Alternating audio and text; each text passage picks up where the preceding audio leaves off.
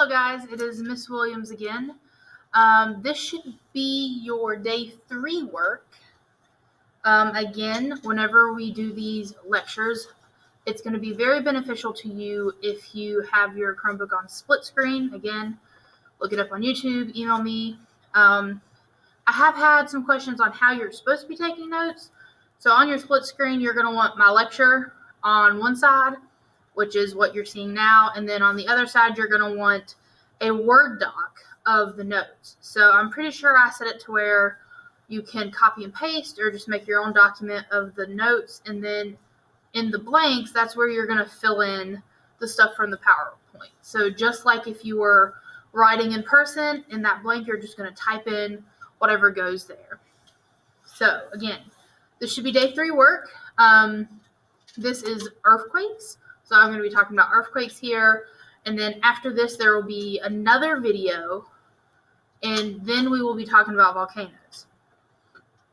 If the storm allows me to come to work tomorrow, I may have a special video pertaining to volcanoes posted. So keep a lookout for that as long as the weather allows me to do it. But right now we are going to get into earthquakes. So let me go ahead and present this. So earthquakes. We've all heard of earthquakes. We've had a couple here in Giles County. They've not been real big. They've not been like, tear down all the buildings and mass panic. But we have had a few. So earthquakes normally come from unstable ground or movement on fault lines. That's the main one. So near us, there's 2 fault lines that we are near, the Saltville and the Pulaski. I've been lucky enough to study both of these a little bit, actually. So if anyone wants me to dig out all that research, more than happy to. But those are the 2 closest to us, and I'm pretty sure the movements that we get whenever we have an earthquake here are from the Pulaski thrust fault. Hopefully you remember what a thrust fault is, because I talked about that in one of the previous videos. So, earthquakes. Again, I have the notes down here that I'll be looking to. If you see me looking in that direction, don't worry. That's just me looking at the notes. And now I'm just moving everything on my desk. Okay, earthquakes. An earthquake is the shaking of the Earth's crust caused by the release of energy. So, they can be caused by the eruption of a volcano, the collapse of a cavern, impact of a meteorite, or strain built up along or between plate boundaries. So, I said earlier, it's normally any type of movement of the Earth. So that includes a volcano. That includes instability within the ground. So caverns, sinkholes, things like that. I didn't mention earlier a meteorite. So anything that's massive like that comes through the atmosphere and hits the surface of the Earth, that's going to cause an earthquake. And then the main cause here is going to be the strain, and then the force released whenever plate boundaries or plates move against another one. So energy from plate movement, impact of meteorites, and then instability within the ground, including volcanoes, sinkholes, and caverns of the sort. So this first part here, shaking of the Earth's crust caused by a release of energy, that's going to go in your first blank. And then these 4 go in 1, 2, 3, and 4. So again, a fault is a break in the lithos. If you're in my in-person class, whenever I first talked about this, I cannot say this word. Lithosphere. It really messes with my speech impediment, but here we are. So, a fault is a break in the lithosphere along which movement has occurred. So, this is the way most earthquakes occur, like I said, because of faults.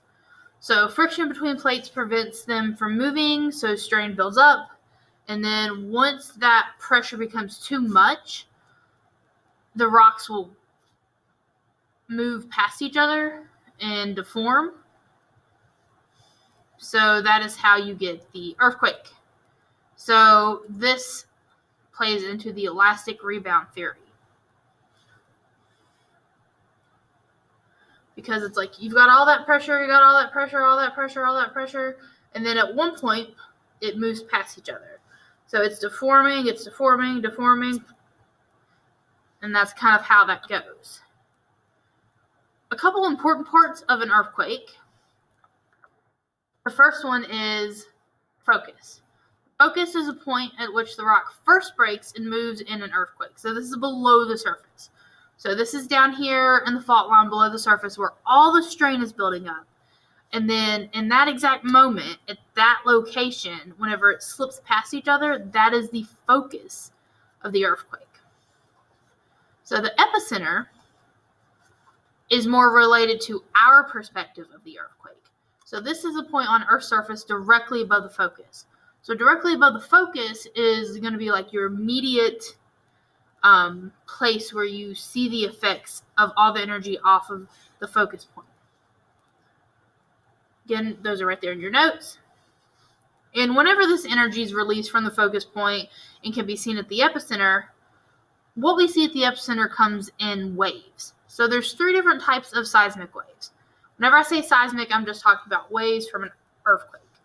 So seismic waves is the energy released in an earthquake, and it travels in waves. Just like sound, light, energy also travels in that form. And 3 types are primary waves, which I will refer to as P waves, secondary waves, which I will refer to as S waves, and then we have surface waves. Depending on what type of wave it is, it'll either be a Love or a Rayleigh surface wave. You can say Riley, but I'm pretty sure it's Rayleigh, so that's what I'm going to say. So just in case you're like, what is she talking about? Rayleigh waves. All right, so the first type of wave is a primary wave. These are called P waves. They are compression waves, so that means they are squeezed together and they stretch out. So it's like a push and pull system here. So this is going to kind of be like if you have a slinky and you're like pushing it back and forth like this. That movement that you see going back and forth mimics a P wave. So as you can see here, this is bunched here at this end of the picture, and then force kind of pushes it this way, and this bunch will just travel down like this. So that's going to be a compression wave. The second type of wave is a secondary wave. So these are called S waves, and they move side to side. So they can only travel through solid materials, no liquids or gases. And they travel a little more than half the speed of P waves, so they're slower, and they only travel through solids. So in this case, if you had a slinky, let's say you're holding it on one end, and then the other person's holding it on this end. What happens is, let's say if I go like this, our slinky is going to go up and down, just kind of like how this rock is right here. So it's no motion this way. It's more like that. That's kind of like what your slinky or your spring would look like. And again, it's moving slower than P waves.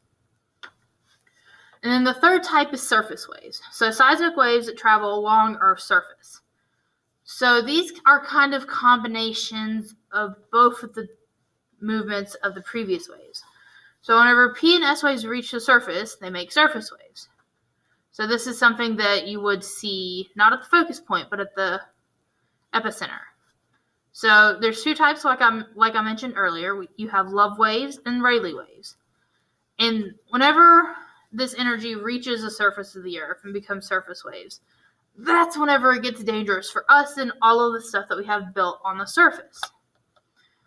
So Love waves. So these are more of one direction type of wave. So that means it's going to be like, let's say I have my building here. It's going to be more of a back and forth movement like this. But then the Rayleigh waves, it's more of a up and down type of movement from the waves. So you can kind of see that here. The Love waves, the movement is going from left to right, but your surface is moving like this. And then again, for the Rayleigh waves, instead of going like side to side like the Love wave, it creates little, what almost looks like convection cells, but of course they're not convection cells because it's not heat transfer. But you kind of get that more up and down and side to side movement going on. So those are the 3 types of waves that we look at whenever an earthquake happens. But how do we measure what's happening? So we all know that after an earthquake, we look at the damage to kind of scale how big it was. But whenever it first starts to happen, we have a machine called a seismograph. This is an instrument used to measure an earthquake. So I know at Virginia Tech, we have these, and they're kind of always going to detect the seismic activity. And at some of the football games, we've actually set some of these off. I've been to 2 of the games that have done that. Normally Thursday night games, but that's a different story.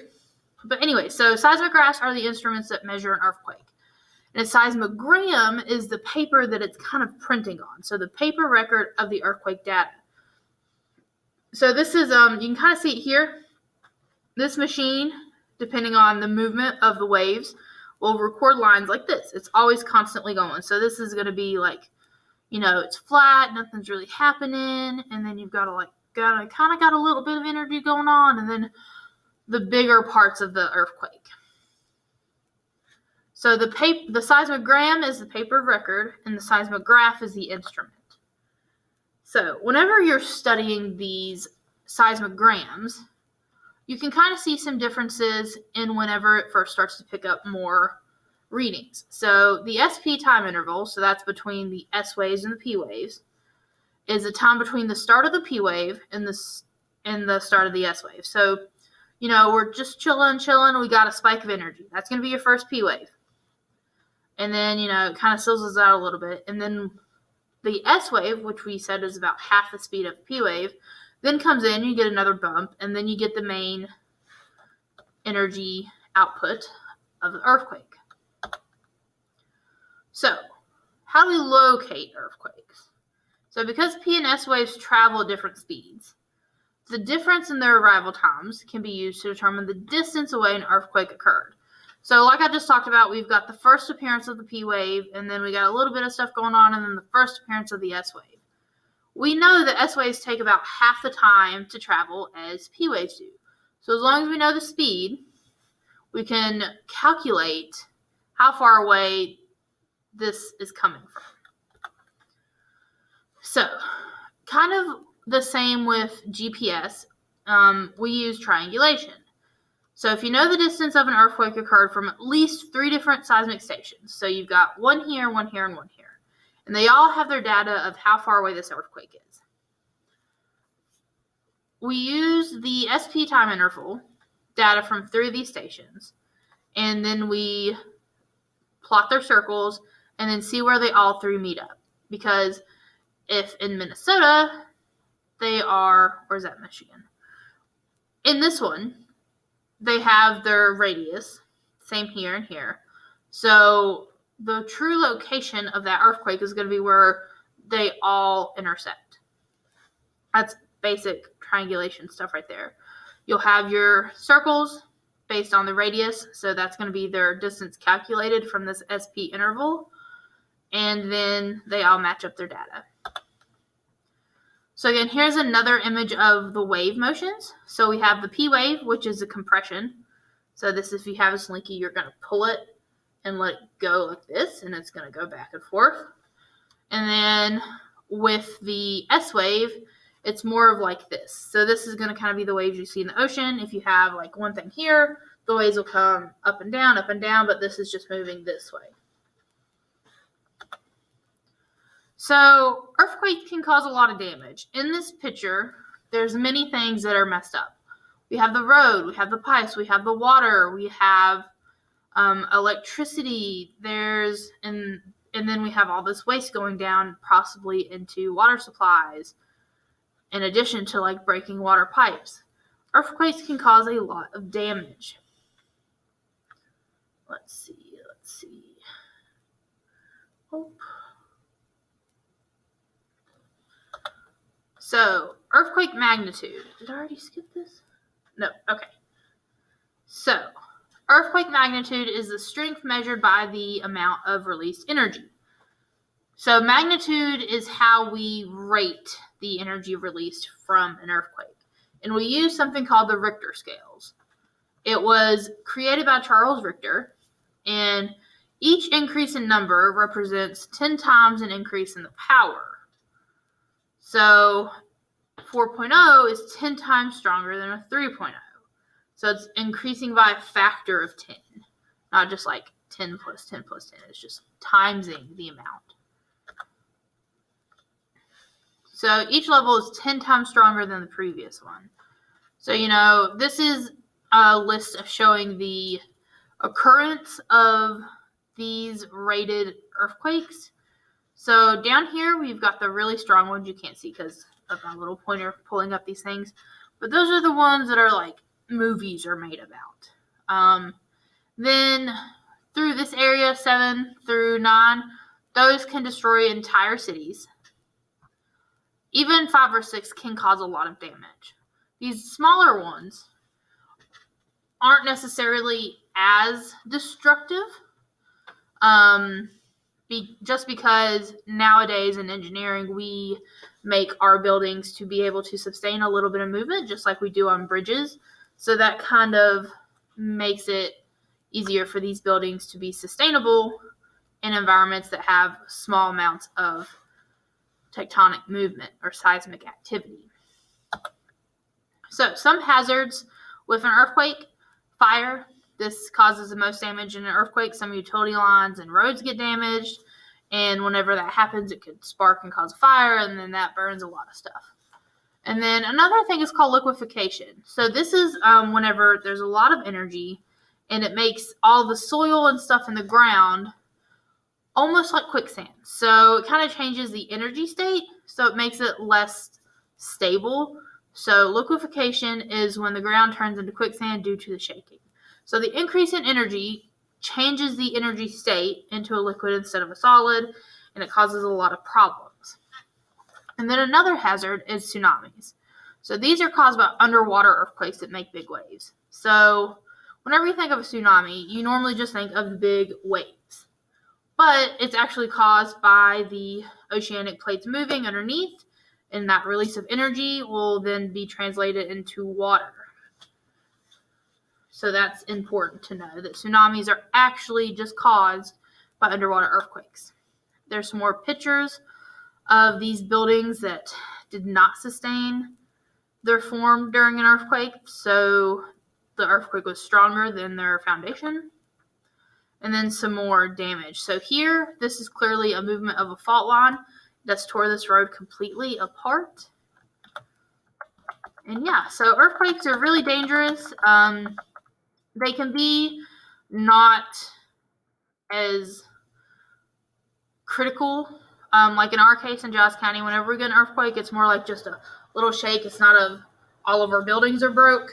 But then in other places that are much more tectonically active, they suffer a lot more destruction. So that's it for the earthquake portion. If you have any questions, please email me, and I will look forward to seeing you in the next video on volcanoes. Bye, guys.